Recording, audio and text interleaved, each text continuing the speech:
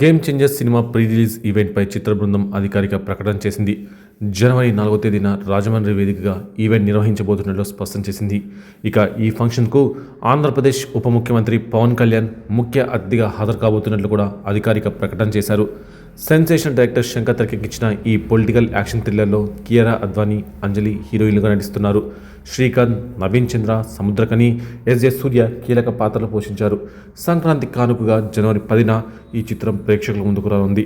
గురువారం సాయంత్రం ఏఎంబి సినిమాస్లో ట్రైలర్ను లాంచ్ చేశారు.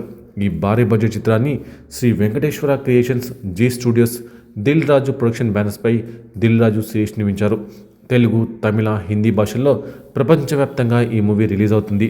RRR సినిమా తర్వాత రామ్ చరణ్ నటిస్తున్న ఈ మూవీపై అంచనాలు మాత్రం భారీగా ఉన్నాయి. చరణ్ కెరియర్లో ఈ చిత్రం కూడా అత్యుత్తమ మూవీగా నిలుస్తుందని ప్రేక్షకులు భావిస్తున్నారు.